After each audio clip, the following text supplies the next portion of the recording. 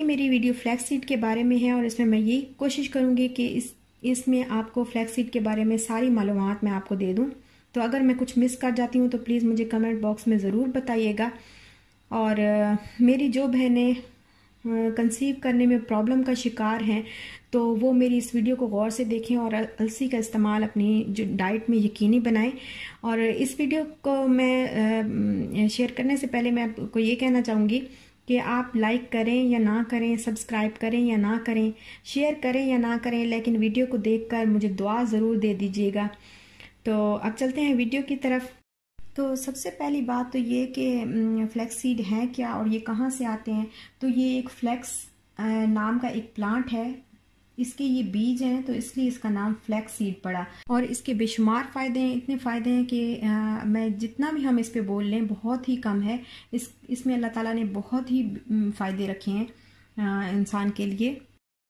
तो अब आ जाते हैं कि इसके अंदर इसके न्यूट्रिएंट्स क्या हैं, न्यूट्रिशन फैक्ट्स इसके अंदर क्या क्या इसको के अंदर पाया जाता है।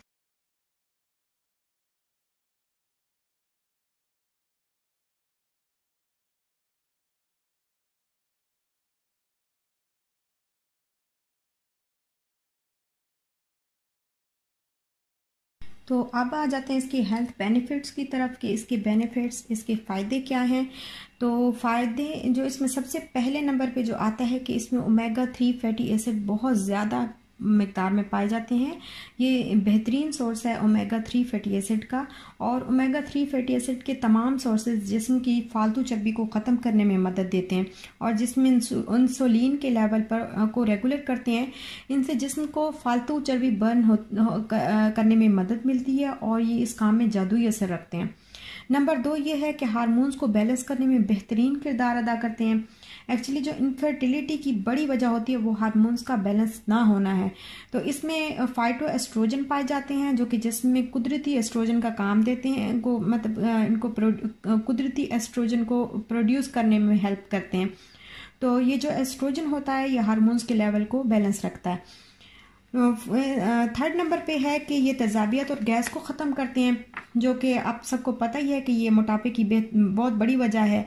और नंबर 4 पे ये है कि इनमें डाइटरी फाइबर्स बहुत ज़्यादा मिकदार में पाए जाते हैं जिसकी वजह से आपके डाइजेशन निज़ाम हाजमा को ये बेहतर बनाते हैं और इस तरह आपका ब्लड शुगर और कोलेस्ट्रॉल जो है वो नॉर्मल रहता है। नंबर 5 ये है कि ये आपके जिस्म में बैड कोलेस्ट्रॉल को कम करते हैं और गुड कोलेस्ट्रॉल को बेहतर बनाते हैं।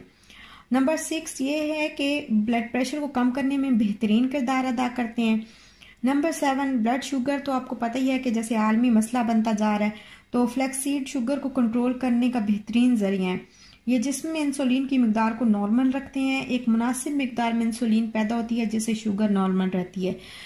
नंबर 8 पे ये जोड़ों के दर्द में इनका इस्तेमाल बहुत ही बेहतर है। नंबर 9 जो है वो भी तकरीबन सबका ही मसला है आजकल और बहुत से लोग इसमें भी भाग दौड़ कर रहे हैं कि किस तरीके से वेट को कम किया जाए। तो वेट कंट्रोल के लिए ये ज़बरदस्त चीज़ है।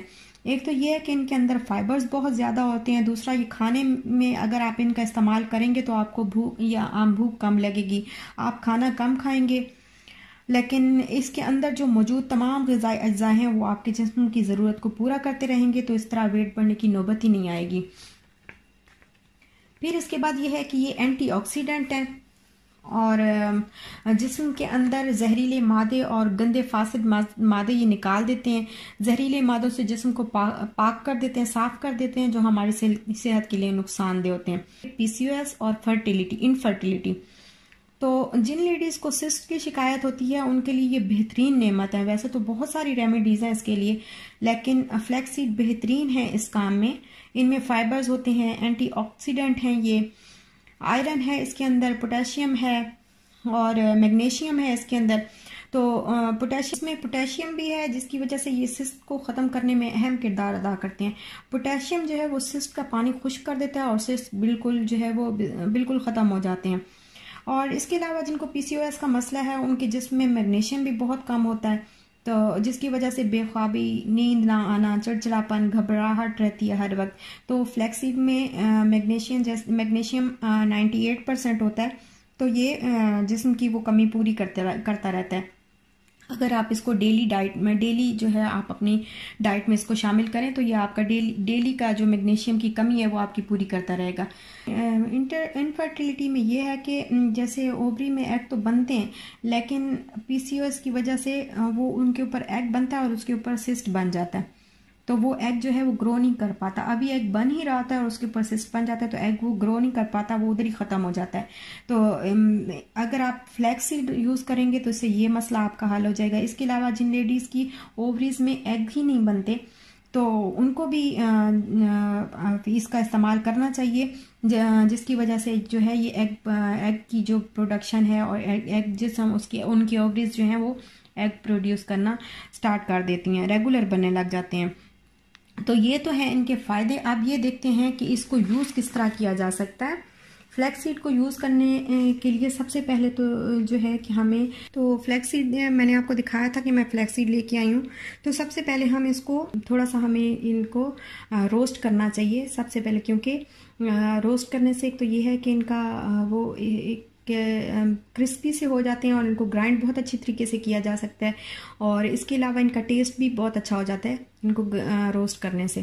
تو بہتر ہے کہ آپ اس کو یا تو آپ مارکیٹ سے روسٹ کیا ہوا لے آئیں یا پھر آپ گھر لا کے ان کو روسٹ کر لیں۔ میں پورے تو نہیں ڈالوں گی، میں تھوڑے سے ڈالوں گی۔ یہ میں نے ایک پین لیا، اس کے اندر میں نے تھوڑے سے فلیکس سیڈ ڈالے۔ اب میں ہلکی آنچ پہ بالکل اس کو جو ہے وہ اس کو روسٹ کروں گی، ہلکی، بہت ہی ہلکی آنچ پہ۔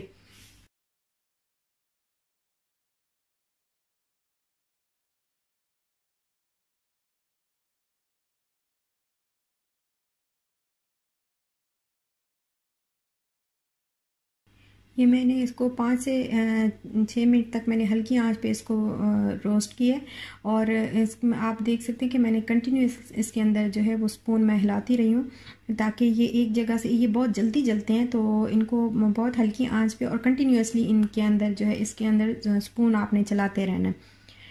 اور جب آپ کو خوشبو آنا شروع ہو جائے، ہلکی سی آپ کو خوشبو آنا شروع ہو جائے گی اور یہ ان کا کلر بھی ان میں شائن آ جائے گی، تو آپ سمجھ جائیں کہ یہ بس یہ اب روسٹ ہو چکے ہیں۔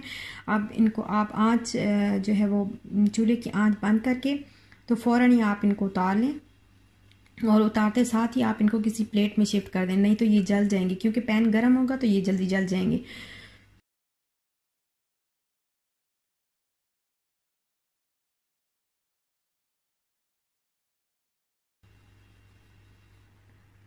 اب یہ ریڈی ہو گئے ہیں اور یہ دیکھیں ان کے اندر شائن آ گئی ہے۔ اس کو زیادہ روسٹ نہیں کرنا، نہیں تو یہ ان کا ذائقہ جو ہے وہ کڑوا ہو جاتا ہے۔ تو اب فوراً ہی میں اس کو ایک سپون میں شفٹ کر لوں گی، اس ایک پلیٹ میں شفٹ کر لوں گی، کیونکہ ایک گرم پین جو ہے وہ گرم تھا اور یہ نیچے سے جل جاتے ہیں۔ تو یہ میں نے ابھی اس کو ٹھنڈا کر لیں گے تھوڑی دیر کے لیے۔ یہ دیکھیں ان کے اندر کتنی شائن آ گئی ہے، یہ دیکھیں یہ گرم ہے، ابھی بالکل ہاتھ نہیں لگایا جا رہا۔ ان کے اندر دیکھیں کتنی شائن آ گئی ہے۔ ابھی اس کو ٹھنڈا کر لیں گے اور اس کے بعد اس کو گرائنڈ کریں گے۔ یہ میں آپ کو دکھاتی ہوں ایک، یہ دیکھیں یہ کتنا اس کے اندر شائن آ گئی اور یہ ذرا پھول گئے ہیں تھوڑے سے۔ یہ دیکھیں میں نے ان کو گرائنڈ کر لیا ہے، اور گرائنڈ کرنے کے بعد اب میں ان کو جار میں ڈال کے رکھ دوں گی۔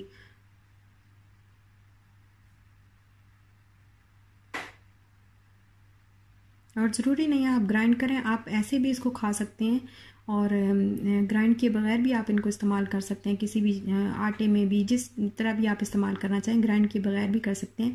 اب یہ میں نے جار لیا، جار کو میں نے پہلے اچھی طرح اسٹیرلائز کر لیا تھا، اس کو گرم پانی میں بوائل کر کے اس کو اچھی طرح ڈرائی کر لیا تھا، اس میں بالکل پانی نہیں ہے اور یہ بہت ڈرائی ہے، بالکل ڈرائی ہے۔ اب میں اس کے اندر یہ سارا جو پاؤڈر ہے یہ میں ڈال لوں گی۔ یہ میں نے اس کے اندر ڈال لیا ہے۔ اب اس کو میں فریج میں رکھوں گی، فریج سے باہر اس کو نہیں رکھنا، نہیں تو یہ بہت جلدی خراب ہو جاتے ہیں، اور اس کو آپ نے 15 دن کے اندر اندر آپ نے اس کو کنزیوم کر لینا ہے۔ اتنا آپ بنائیں کہ 15 دن کے اندر اندر یہ آپ کا کنزیوم ہو جائے۔ تو اب میں اس کو، یہ میں نے بنا لیا اور اب میں اس کو فریج میں رکھ دوں گی۔ یہ میں نے اس کو فریج میں رکھ دیا۔ اب ہم اس کو یوز کیسے کر سکتے ہیں؟ سب سے پہلے تو یہ ہے کہ جیسے آپ آٹا گوندھتی ہیں، आटा गूंदते वक्त आप इसके 2 टेबल स्पून या 1 टेबल स्पून आप आटे में शामिल कर लें और उसको गूंद लें। और उसके बाद आपने पराठे बनाने हैं, पराठे बनाए, रोटियां बनानी हैं, रोटियां बनाए। तो इस तरीके से आप इसको यूज़ करते हैं। दूसरा तरीका जो इसका है वो ये है कि आप जैसे चटनी वगैरह बनाती हैं, पुदीने की चटनी बनाती हैं या रायता बनाती हैं या ज़ीरे की चटनी जैसे अक्सर घरों में बनती है, ज़ीरा और दही की चटनी बनती है या रायता बनता है अक्सर, तो आप उसमें शामिल कर सकते हैं। ये बहुत ही आसान है और खाने के साथ बहुत ही अच्छा लगेगा, वो चटनी और ज़्यादा मतलब उसका टेस्ट बढ़ जाएगा। और तीसरा इसका ये है कि आप ओट्स बनाती हैं, अगर सुबह नाश्ते में आप लेते हैं ओट्स लेते हैं तो ओट्स में आप इसको डाल सकते हैं।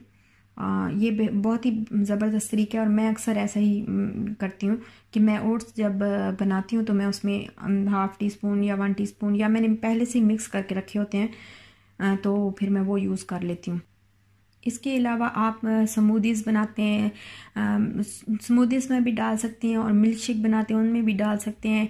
इवन आप दूध में भी डाल के, गर्म दूध में थोड़ा सा ½ टीस्पून डाल के, ½ टेबल स्पून डाल के तो आप वो ले सकते हैं। फिर यह है कि आप जैसे कोई दही बल्ले या चाट वगैरह बनाते हैं डाल दें। इसके अलावा आप जो है वो अलसी की पिनियाँ बना सकते हैं। तो अब हम आते हैं कि इसको कौन से लोग जो हैं वो इसको यूज़ ना करें और इसको कितना यूज़ किया जाए और किन लोगों को ये यूज़ नहीं करना चाहिए।